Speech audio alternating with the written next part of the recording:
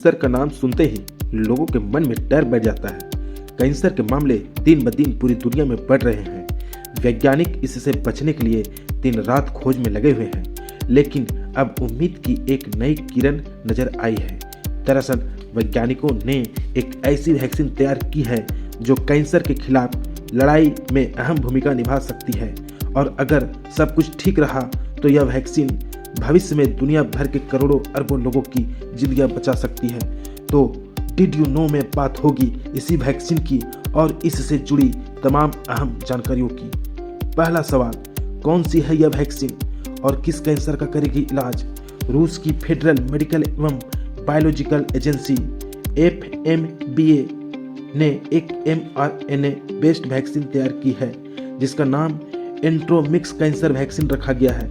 यह वैक्सीन शरीर की रोग प्रतिरोधक प्रणाली यानी कि इम्यून सिस्टम को कैंसर सेल्स के खिलाफ लड़ने के लिए तैयार करती है। शुरुआत में यह वैक्सीन कोलोरेक्टल कैंसर यानी बड़ी आंत का कैंसर को टारगेट करेगी, और इसके सफल हो जाने के बाद ब्रेन कैंसर और आंख के कैंसर के लिए भी इसी तरह की वैक्सीन तैयार की जाएगी। इस वैक्सीन ने प्री क्लिनिकल ट्रायल यानी कि जानवरों और लैब में होने वाले परीक्षण को सफलता से पास कर लिया है। अब इसे इंसानों पर ट्रायल के लिए मंजूरी का इंतजार है। FMBA के वैज्ञानिकों का कहना है कि यह वैक्सीन 3 साल की रिसर्च के बाद तैयार हुई है और सभी जरूरी सुरक्षा में पास हुई है। दूसरा सवाल, कैंसर पर कैसे काम करेगी यह वैक्सीन? ये mRNA वैक्सीन शरीर को ऐसे प्रोटीन बनाने का निर्देश देती है जिससे शरीर का इम्यून सिस्टम कैंसर सेल्स को पहचान कर उन्हें खत्म करने लगता है। ठीक वैसे ही जैसे कोई वैक्सीन वायरस के खिलाफ शरीर को मजबूत बनाती है और वायरस से लड़ती है, ठीक ऐसे ही ये वैक्सीन कैंसर से लड़ेगी और इसे खत्म करेगी। अगर इस वैक्सीन के आगे के क्लिनिकल ट्रायल सफल रहते हैं तो यह वैक्सीन कैंसर उपचार में बड़ी क्रांति ला सकती है और इस गंभीर रोग को खत्म करके करोड़ों लोगों को बेहतर जीवन दे सकती है। दुनिया के तमाम देश कैंसर जैसी गंभीर बीमारी के निवारण के लिए अलग अलग तरह की वैक्सीन बनाने में लगे हुए हैं। ऐसे में देखना होगा कि दुनिया भर में लगभग 2 दशक से ज़्यादा समय से चले आ रहे तमाम शोधों के बाद वैक्सीन कैंसर का खात्मा कितनी सटीकता से करती है। तीसरा सवाल, वैक्सीन बनाने में इतने साल क्यों लग गए? दरअसल कैंसर वैक्सीन को लेकर दुनिया भर में लगभग 20 सालों से रिसर्च चल रही है। इससे पहले भी कैंसर की वैक्सीन के 80% तक सफल होने की बात आ चुकी है, लेकिन कई ऐसे कारण रहे हैं जिससे वैक्सीन नहीं बन पाई या फाइनल परीक्षण में फेल पाई गई। अब की बार जो वैक्सीन बनी है इसके 100% सफलता की बात की जा रही है। सबसे बड़ी बात यह है कि यह ट्रायल की अभी शुरुआती स्टेज में है और सिर्फ 48 वॉलंटियर्स पर ट्रायल किया गया है। कोई भी वैक्सीन जब बनती है तो उसकी कई स्टेजेस होती है। किसी भी वैक्सीन को सफल तभी माना जाता है जब वो इंसानों पर ट्रायल के बाद 100% परिणाम दे। इतना ही नहीं, वैक्सीन को दुनिया में अलग अलग जलवायु वाले देशों के अलग अलग जीन्स और इम्यून सिस्टम वाले लोगों पर भी इस्तेमाल करके देखा जाता है कि क्या वो सच में असरदार है, और वैक्सीन जब असरदार पाई जाती है तो इसे आम मरीजों के इस्तेमाल में लाया जाता है। जैसा कि आप जानते हैं कि कोरोना महामारी के दौरान जो वैक्सीन बनी थी उनको भी इन प्रोसेस को फॉलो करके बनाया गया था और कोरोना जैसी बीमारी से लड़ने के लिए सक्षम पाया गया था।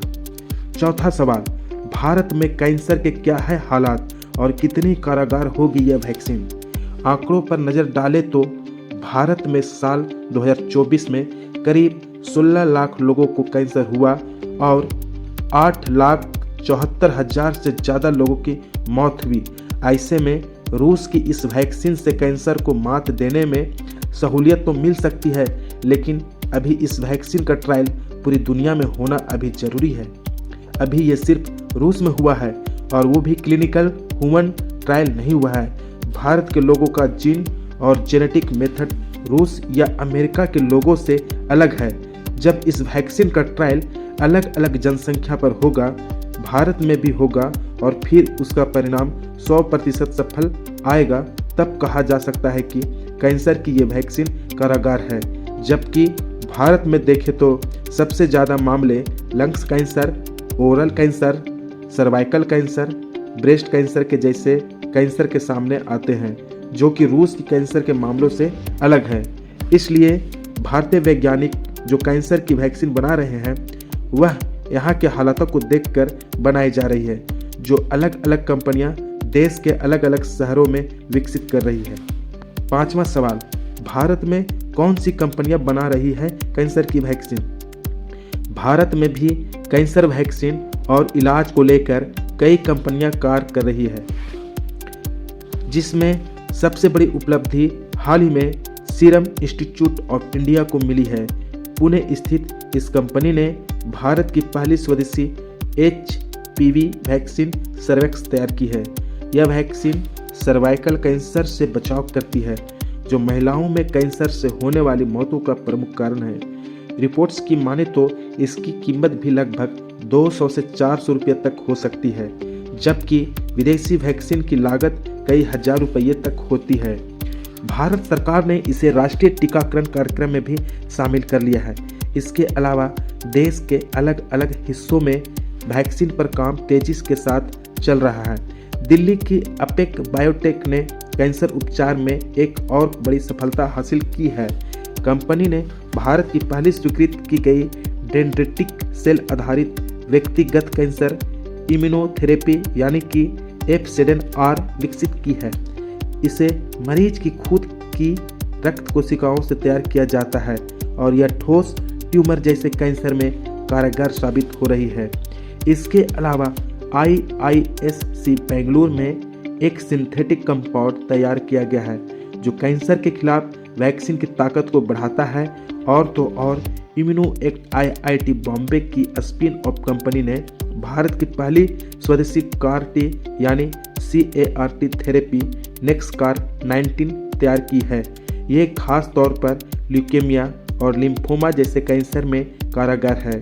क्लिनिकल ट्रायल में 67% मरीजों ने इस पर सकारात्मक प्रतिक्रिया दी है, जिनमें से आधे मरीजों में कैंसर पूरी तरह से खत्म हो गया। इसके अलावा और भी तमाम कंपनियां हैं जो शोध और परीक्षण के जरिए कैंसर जैसी गंभीर बीमारी का हर संभव इलाज खोजने में लगी हुई है। ऐसे में देखा जाए तो रूस द्वारा विकसित की गई कैंसर वैक्सीन ने कैंसर के इलाज की दिशा में एक नई उम्मीद जगा दी है। भारत सहित कई और देश भी कैंसर वैक्सीन और इम्यूनोथेरेपी पर तेजी से काम कर रहे हैं। ऐसे में कहा जा सकता है कि कैंसर के खिलाफ लड़ाई अब एक निर्णायक मोड़ पर पहुंच गई है, जहां उम्मीद और विज्ञान दोनों साथ साथ चल रहे हैं और दुनिया का भला कर रहे हैं।